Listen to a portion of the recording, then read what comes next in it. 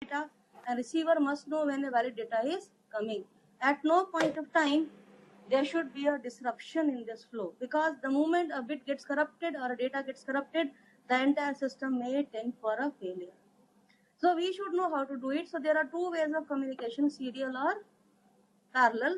So depending on the cost involved, the rate of failures or easiness by which or the noise problem. So we have seen that it is easy within the chip. It is easy to go for a parallel communication because we want a high data rate, okay, high bandwidth. Whereas, but because it requires a lot of resources, duplication of resources. Suppose it is 8 bit of data, that means I should have 8 wires through which the data should flow. So when I go for a IC to IC communication, we never go for this kind of a parallel communication, because taking a pin out is a costly. So we always go for a serial communication when we move to off-chip communication. We always go for a serial communication. But whenever you go for a serial communication and inside is a parallel communication, that means we need to convert parallel data to series data or series data to parallel data at the input and at the output. So we need the parallel to serial conversion and serializer or deserializer blocks are needed to be designed in order to take care of this variation in the flow of the data. Okay, so when we go for the parallel data, that is within on-chip communication, since it is a parallel communication, because we always want our system to operate at a high data rate. To give a high data rate, I should have, so we resort to the parallel communication method. So if it is a 8-bit data, I would be having an 8 wires coming out from one block and going to the next block. Now, in this situation, when you have to look at the timing, that is, data bit should not go wrong. Whatever data is transmitted by the transmitter should be received by the receiver as such. There should be no change or there should be no overlapping of the bits happening. In any way, the flow should be controlled. So here, the method that we use for controlling the flow of data is very simple, using a global clock. So open clock kind of a timing, open global clock timing, very easy to implement, but it has its own drawbacks. Okay, what is the easiness? Easiness is in the layout. It's very easy to configure. It is very easy to lay out, because every time you have a clock, so that controls the flow of the data from transmitter to receiver. That is at the edge of the clock. Edge can be positive going, edge can be negative going. That signals that a data must go from previous block to the next block. Okay, so all that data, it has to transfer only at the edge of the clock. So these are all edge triggered. Datas are all edge triggered transfer. Okay, so that means I need to design edge triggered flip-flops. I need to design edge triggered flip-flops. And then since I require to have a high data rate, so we have to cut down on the timing properties. What are timing properties involved here? So timing properties involved here is from the transmitter. So transmitter timing property, similar will be the receiver timing property. There would be a wire delay. There would be a wire delay also involved. Okay, so what is that? I should look at the receiver timing or transmitter timing property, because both are going to be identical. Transmitter design will be similar to the receiver design. So what timing property I should be looking at? So naturally, that data that is coming from, I can assume that it is a combination of, because it has to be edge triggered operation. So my transmitter must be a combination of a combinational logical block followed by a flip-flop. It should be followed by a flip-flop. So data which is generated by the combination logical block gets stored in a flip-flop, which opens up only at a certain edge of the clock. Okay, so transmitter is a combination. Similarly, receiver is also a combination of a flip-flop and a combinational logical block. So it receives the data at the edge of a clock, and then it is moved on to the combinational logical block for processing and then generating the output for the next block. Okay, remember here we are talking of a parallel communication, that is a preferred case for on-chip communication between blocks to blocks, modules to modules.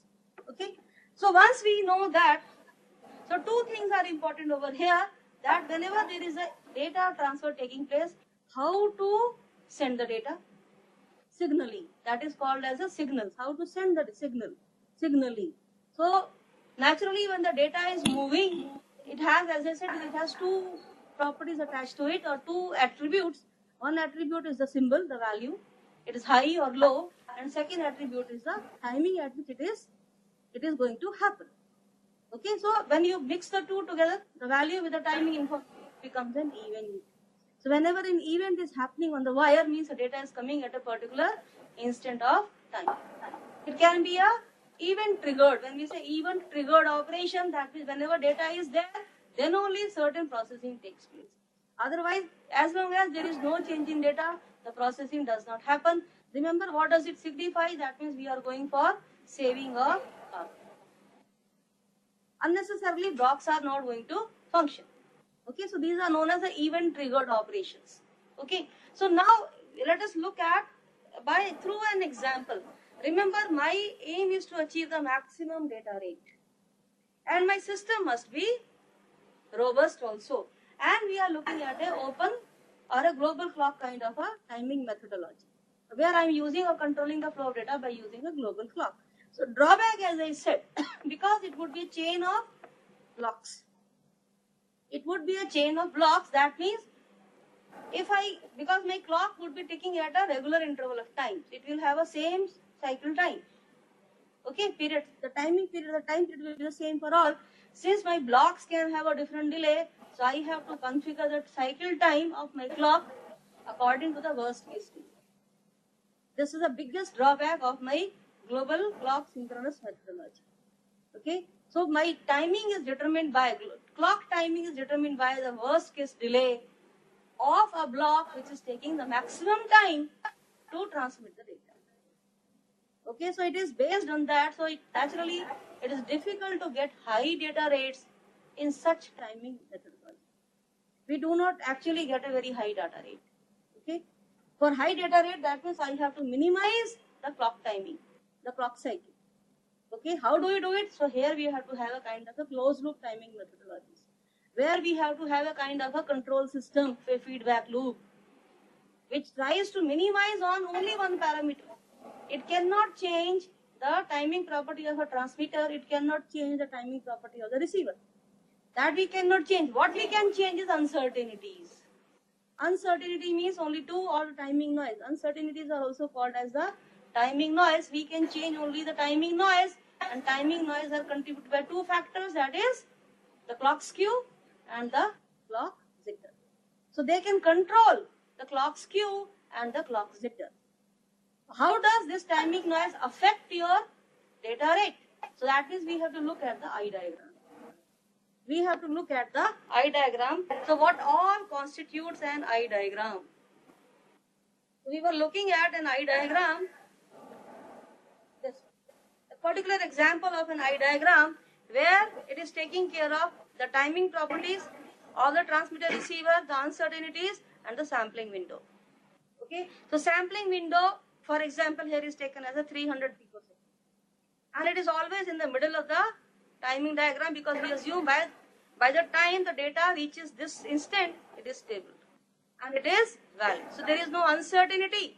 Here I cannot have my sampling taking place over here. Data should not be sampled here, because at this point the output is still changing.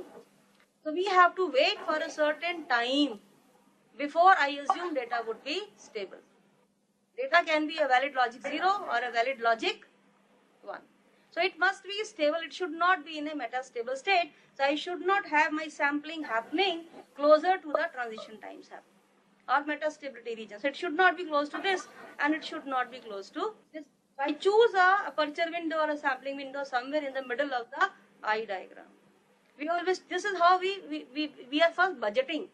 We are first, so here the designer, you can assume designer is budgeting for a data rate of 400 megabits per second.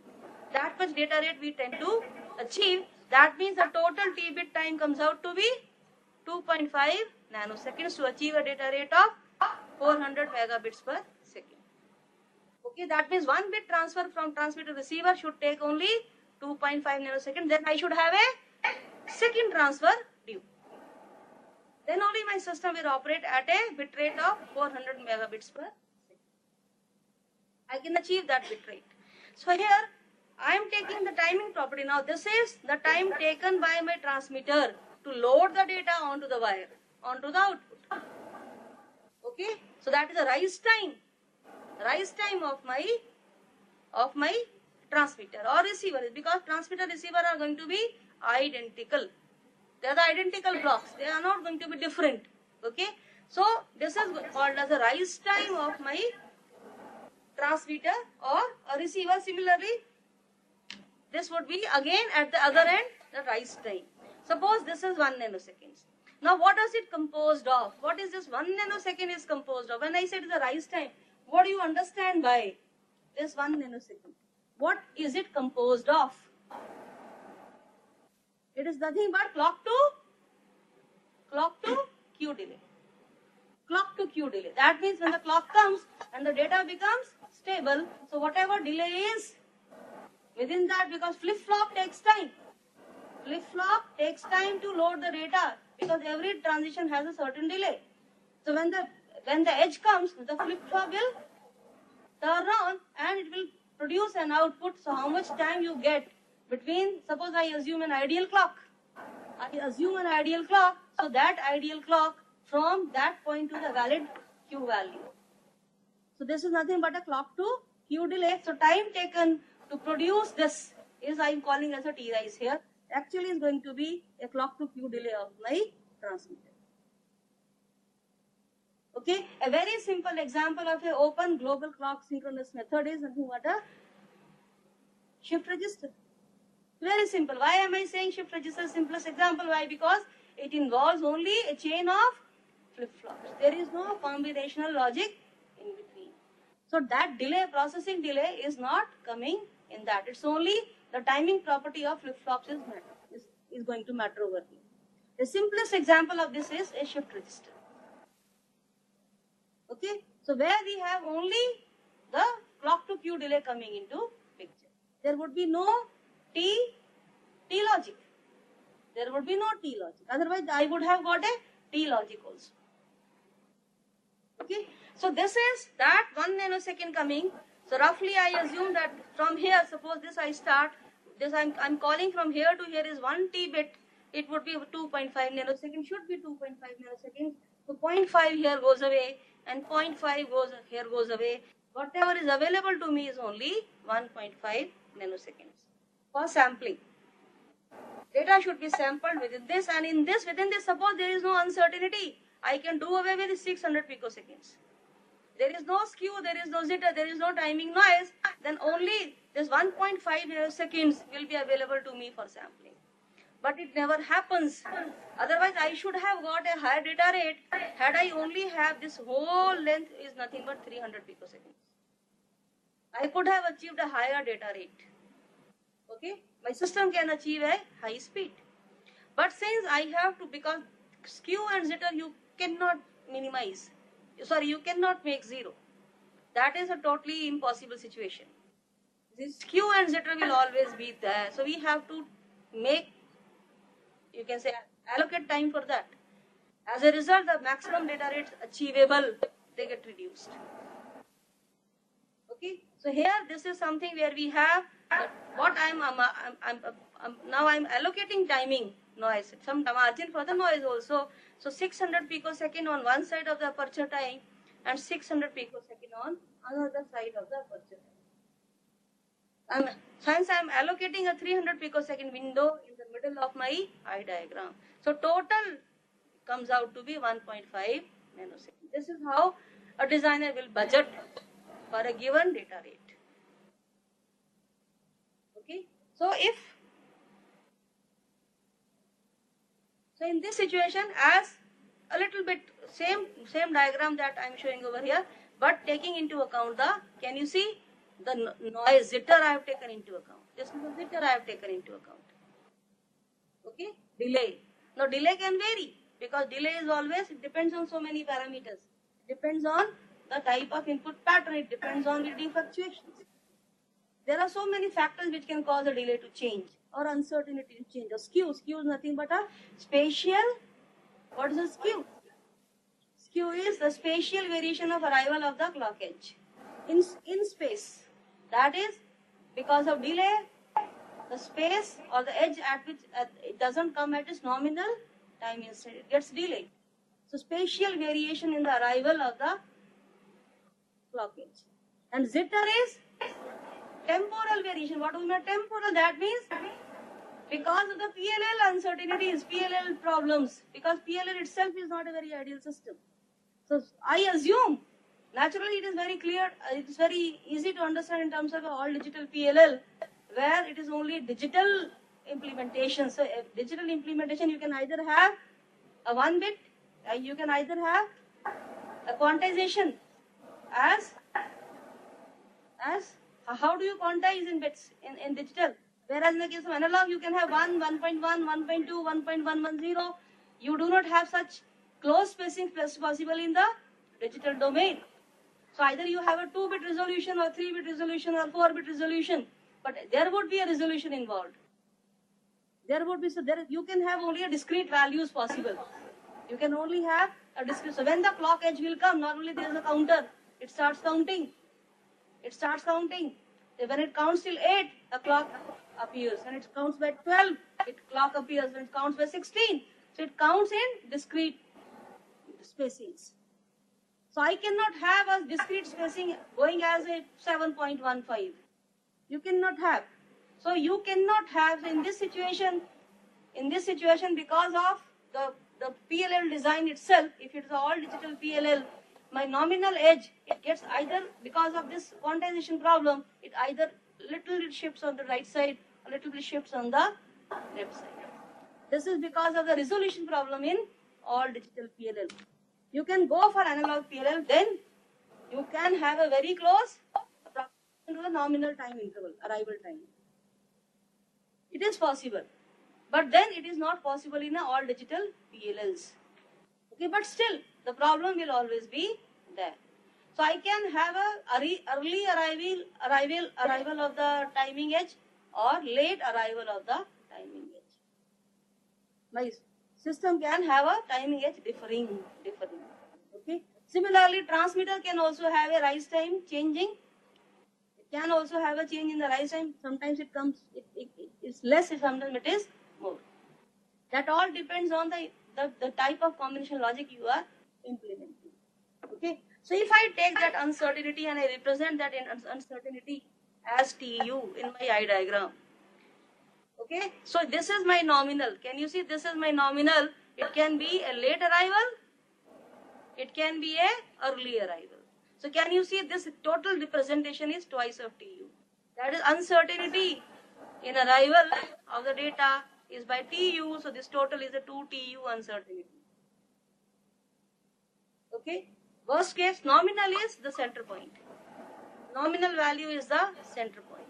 So 3 waveform data is coming.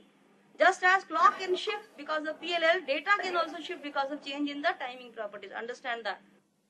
Okay, this is what we are looking at the timing property of the change in the timing property of the transmitters and receivers. Okay, once you have, so now this is the point where data is becoming stable. Okay, so minimal possible in the absence of timing noise, the entire thing will be T aperture.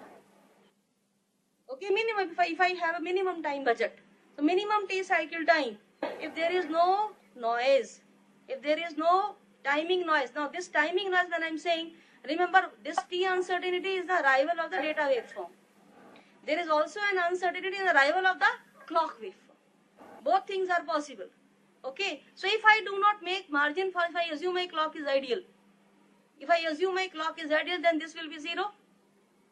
Okay, and this will also be a 0. Then I am taking only the uncertainty in the arrival of the data waveform, data signal. As a result, this would be absent, this would be absent. So my total cycle time from here to here will be only composed of T, twice of T uncertainty. Okay, and then rise time, so TR, and then there is no margin. TM is 0, it is only T aperture. It is only T aperture. This is in the absence of the timing noise. Okay, so here you have only T cycle. Minimum value possible is twice of TU plus TA plus TR. Now I can add to it to take care of practical considerations. Practical considerations will include first of all the clock uncertainties, okay, plus there would be also be a wire delays.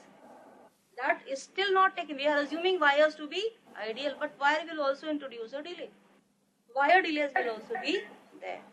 So if I assume, certainly to start with that, my clock is very ideal. Okay. So minimum bit cell width is transmitter rise time plus receiver sampling window. I am saying this is a receiver sampling window, that is TA. Rise time, TA. If data is ideal, even this would also be 0. Even this would also be 0. Else this would be present. Or go on adding. The wire will also be there. Go on adding. The clock's uncertainty noise will also be there. So this component goes on increasing. That is T cycle will go on increasing. That means data rate keeps on coming down. Data rate keeps on coming down. So what is actually composed of this transmitter rise time? As I said, it would be T clock to Q. You all have an idea of flip-flops? Okay. So it would be a T clock to Q and receiver sampling window. What is this receiver sampling window? That's a T aperture will be composed of. It would be T setup plus T hold. So what is a T setup time? Everybody knows? How do you understand a setup time? How do you define a setup time? It is time by which data must be stable before the clock edge. Why do we have this? Why do we have this constraint? What will happen if setup time is not met?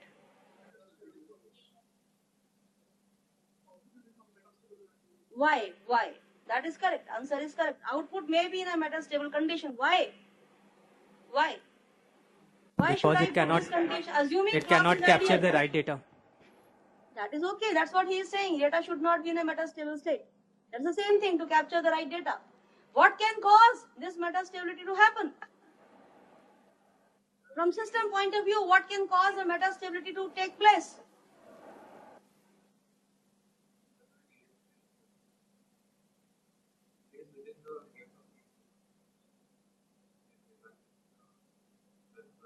Remember, this is because of the rising transition of the clock.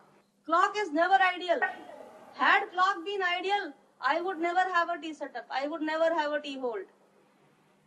Had clock been an ideal steep edge, we never get that. Clock is always in a slanting mode. It always has a rise time and a fall time.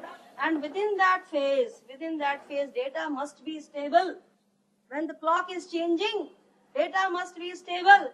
Because if data itself is changing and clock edge comes, okay, in that situation, I don't know, because this is a metastable region. So if clock, the data which gets stored in the flip-flop, both are in a metastable state. So what actually goes inside? In a transition region, remember the static characteristic of an inverter? You have a transition region. Okay, it has a high state, it has a low state, and in between is a transition region where data is neither 0 nor logic 1. And if it is sampled in that region, what goes inside is not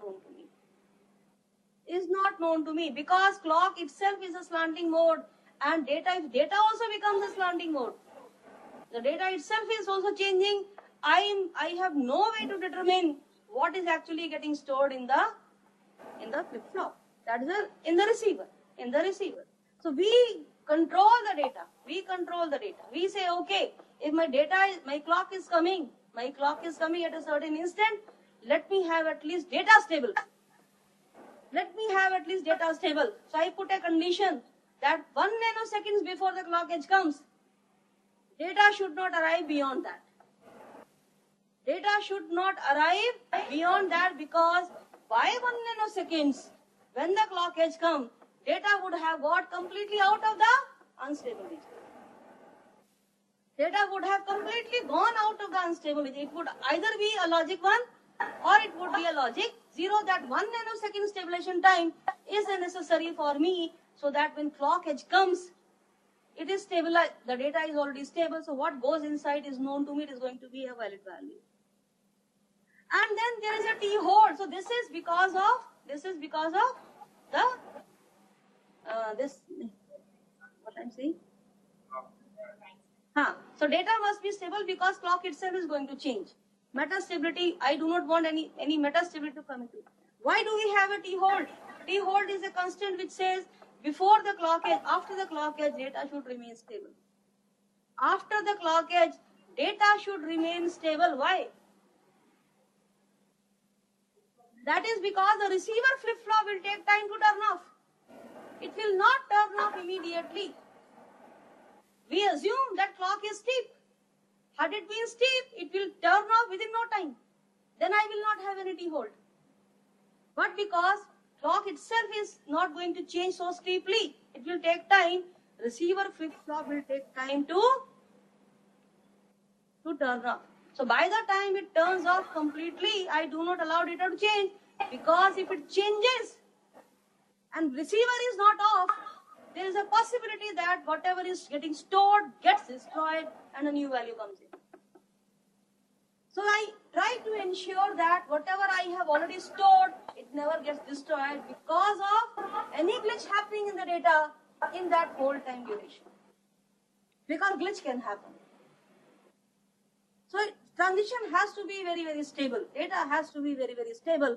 And this is what I'm saying is a sampling window. So in this sampling window, I should not have, there is a sampling window. So whenever the clock comes, okay, before that we have a T setup consideration, and after that we have a T hold. This is a meta stability window.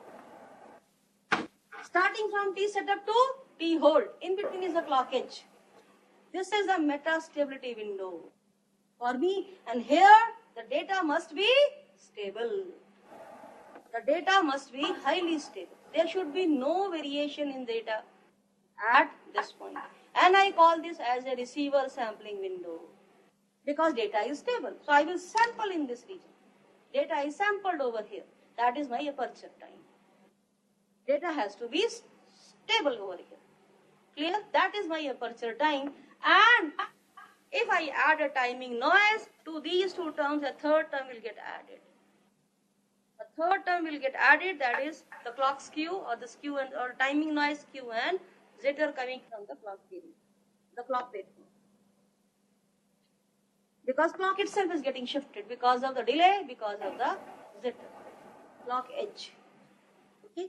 So minimum bit, if I can reduce this, it's only these two components that is determining my setup time or time period of my clock. Because clock is my controlling element over here. If I am not able to control on timing noise, I should look at the three terms adding together to determine my T cycle. It will determine my T cycle over here. So let us look at a system. I have a transmitter here. Again, I am using an open loop timing method where the global clock synchronous system I am looking at.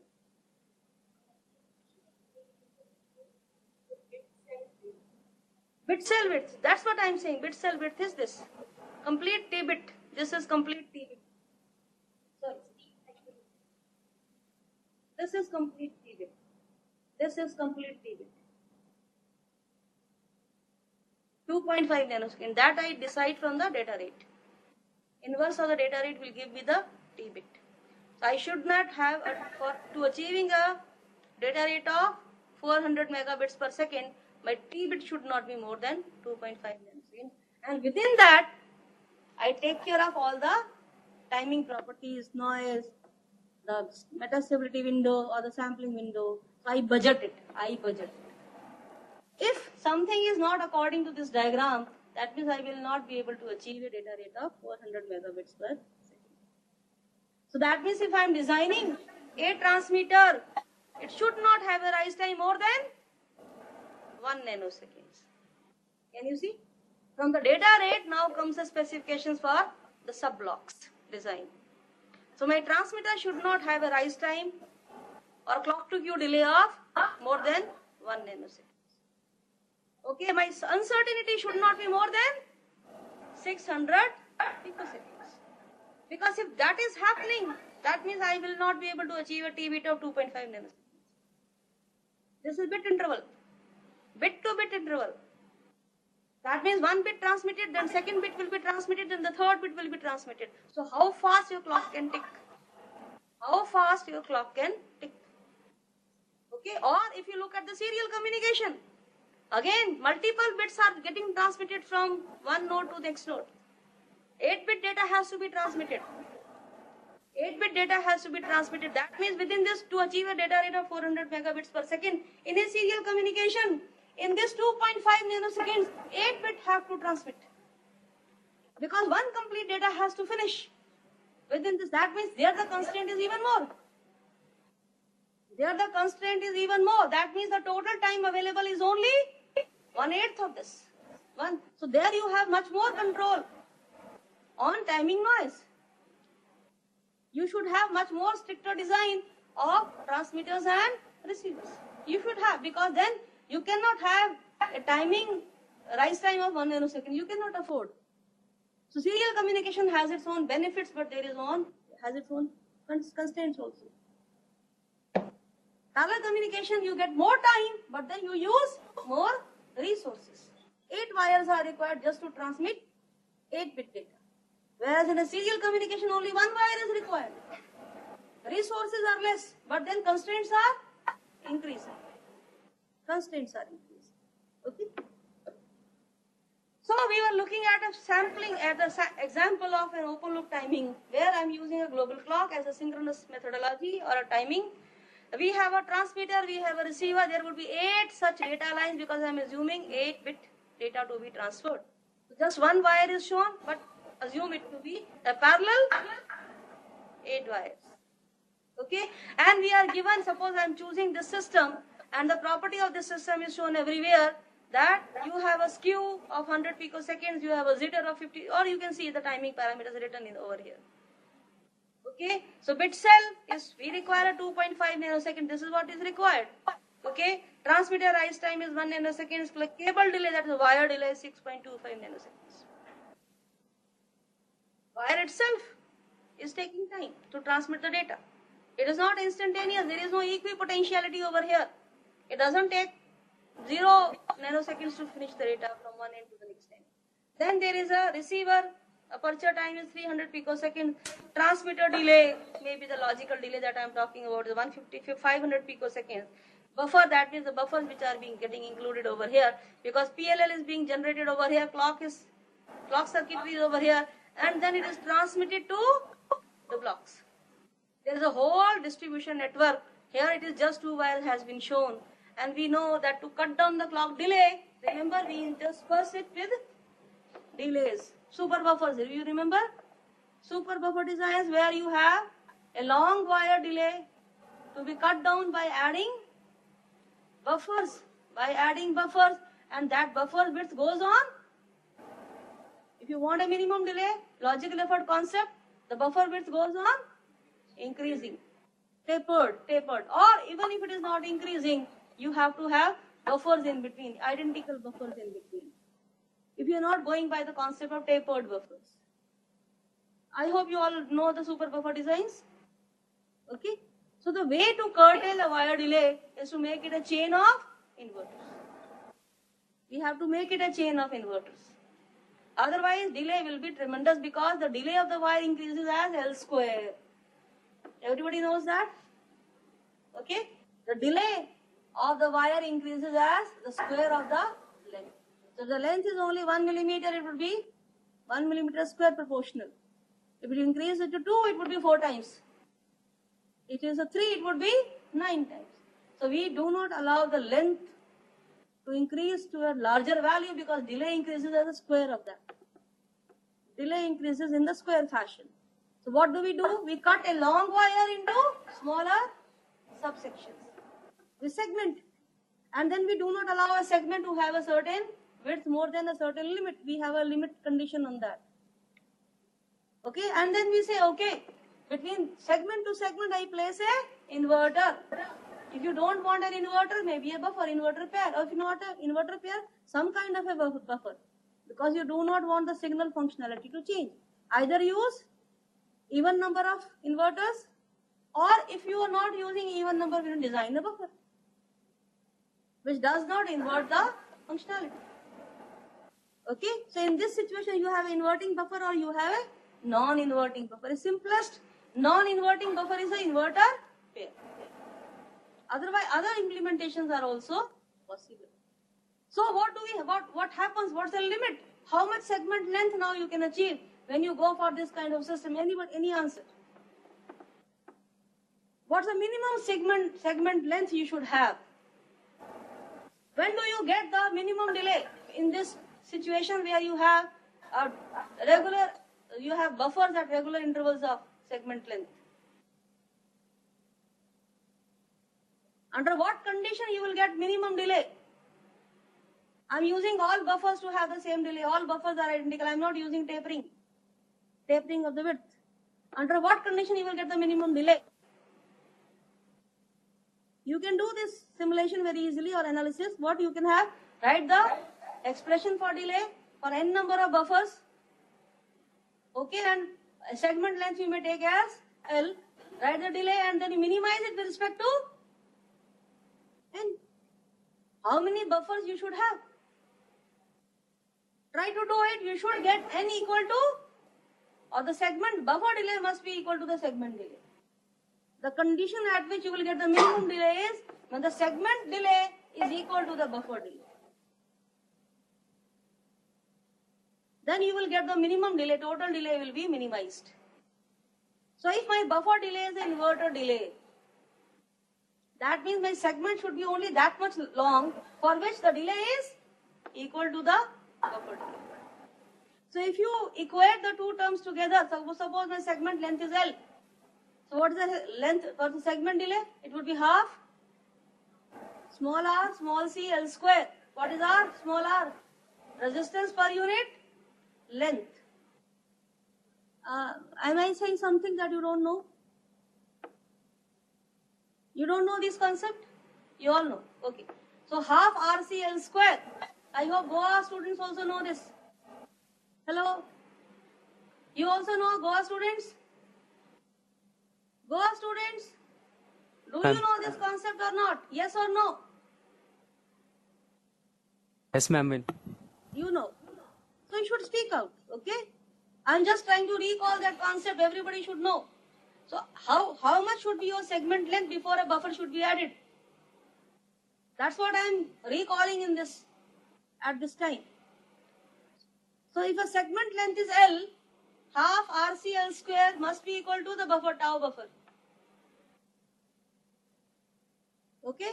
It must be equal to tau buffer, so L must be equal to, very easy, square root of tau buffer by, or twice of tau buffer by RC. This is the minimum condition, so we normally keep L less than that. This is the limiting condition. This is the limiting condition. What will happen? What will happen if I add too many buffers? Or what will happen if I add two less buffers? What kind of delay you will get? Characteristics you will get. What kind of delay characteristic? Kind of a U-shaped characteristics you will get. That means if you have two less buffers, again delay will be increasing. If you have too many buffers, again delay will be increasing. It will achieve a minima somewhere in the middle, somewhere around the condition where segment length is equal to the, or segment delay is equal to the buffer delay. I think you all know logical effort. Apply logical effort over here. Apply logical effort over here. The concept of logical effort. So we do not add too many buffers also. We do not add two less buffers also. Okay, so if there is a buffer, you can, that's what I'm showing you. That suppose this is a PLL, clock is being generated over here. Okay, and then it is distributed to each and every block. Here I have only two blocks. So the clock distribution is now having a buffer in between. It is having a buffer in between. So I have a buffer delay also because now it's a clock. Property is also playing a role. Okay, so I am looking at a buffer stage delay also. This table includes a buffer stage delay. That's a 250 picosecond, and buffer has its own uncertainties. So that is what skew and jitter is given over. Every block has its own uncertainty. Okay, so if this is given to you, so we have all the characteristics given for this. So B4, as I said, B1 is a one stage buffer and B4 is a 4 stage. Okay, so what we have, if I try to compute the total timing uncertainty for this, the total timing uncertainty that you have. So I take each value and start putting it down. This is what transmitter clock, receiver clock, transmitter receiver data cable, reference clock cable. I am taking all values for this. This is a methodology. So all the values are given to me. A methodology. Don't look at B. B is for closed loop. We are looking at open loop timing methodology, where we are using a global clock synchronous system. So all these values are given to you. So I just take all these values, try to find out the timing uncertainty. So just add all of them together. Skew comes out to be 1550, that is 1.55 nanoseconds.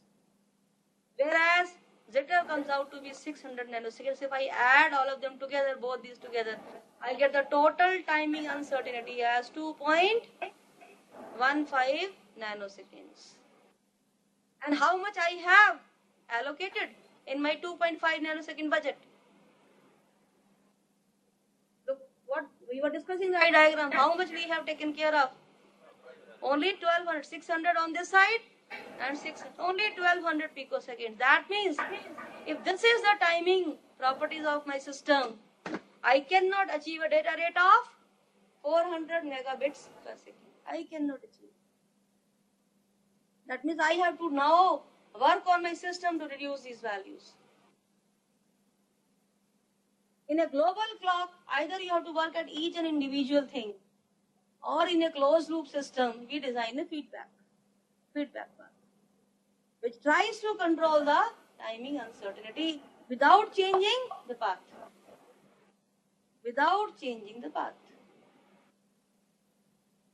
So clock is getting shifted every time.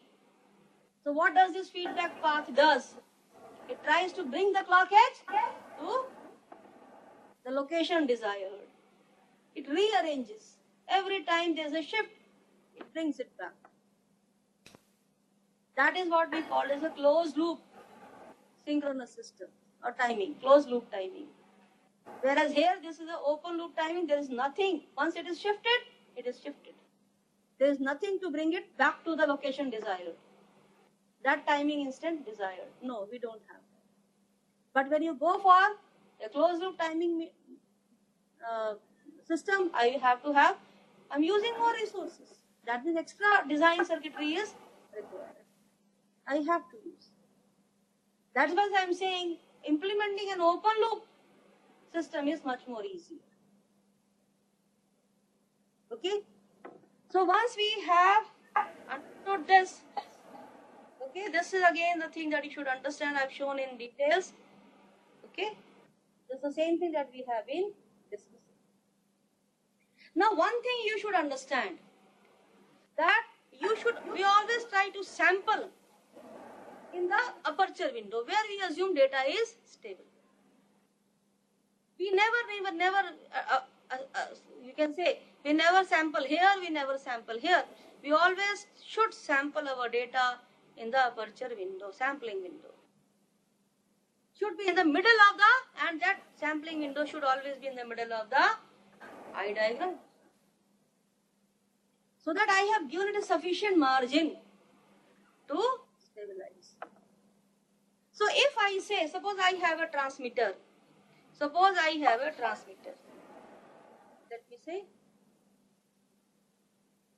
Suppose I have a transmitter. I think I've shown.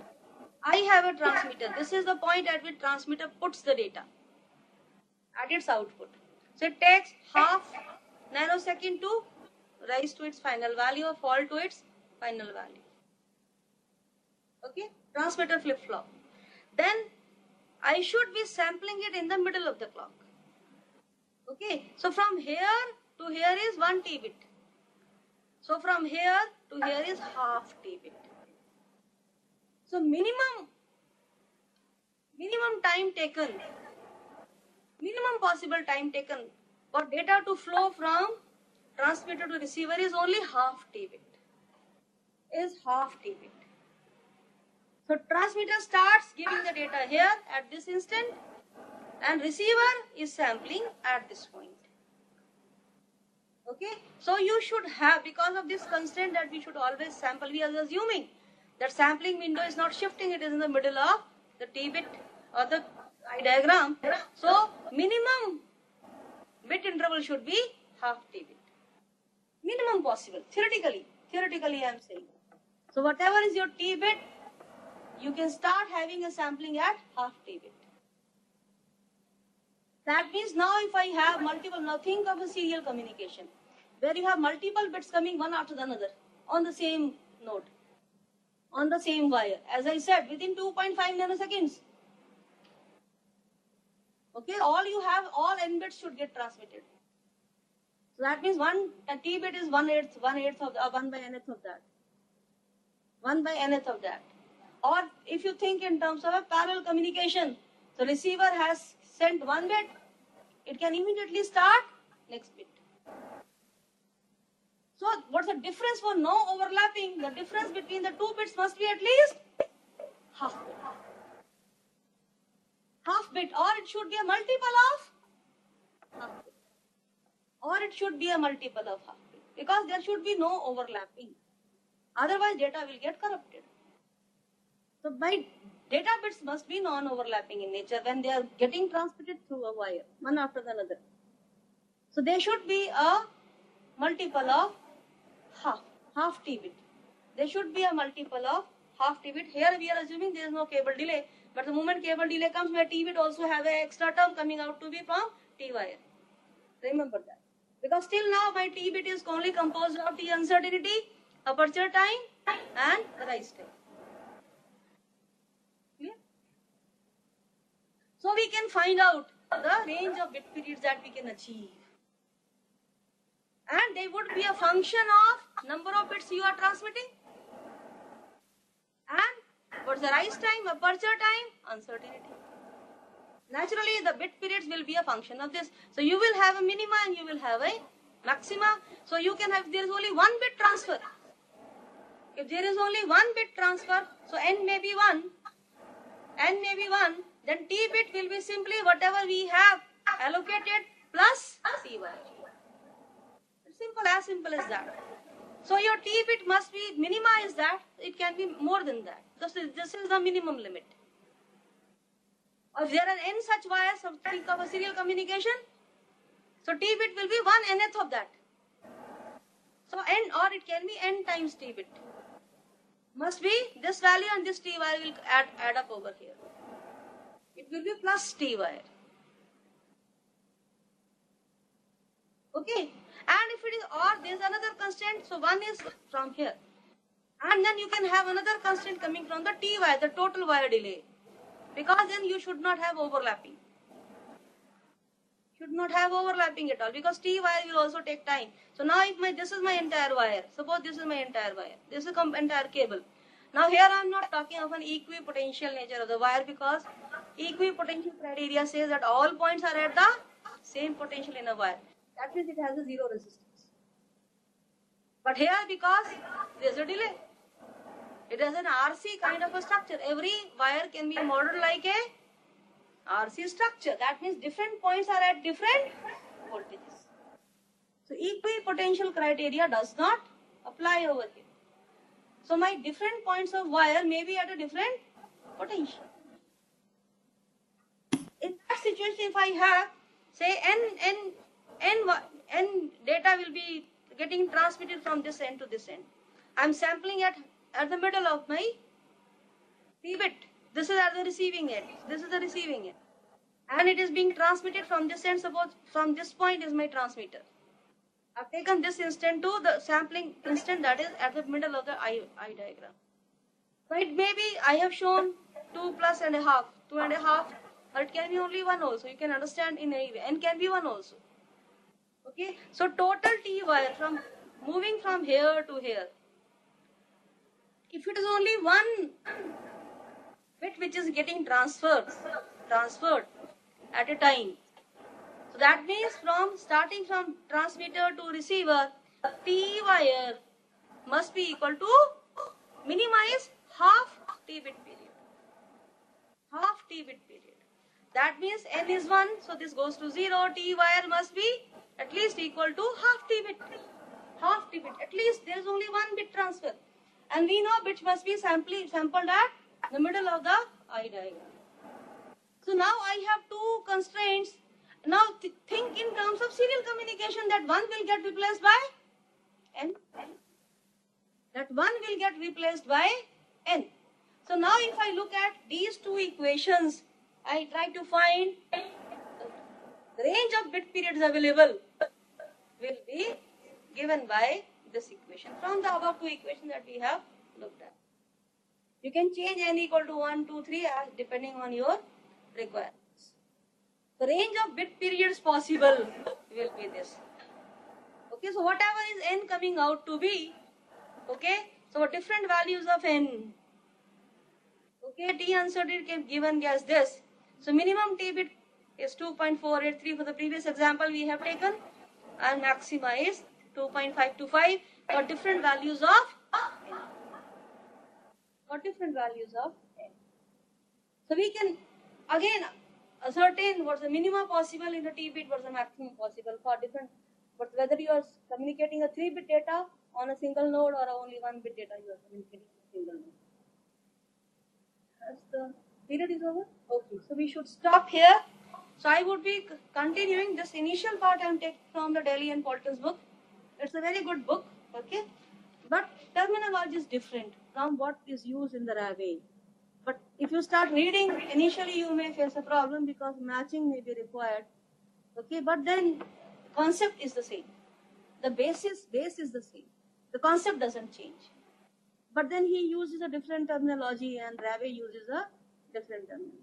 As far as possible, I would be trying to match the two together, but a little bit of reading may also be required on your part. Okay, so we stop here. Thank you. And we'll be meeting again, I think, on Saturday.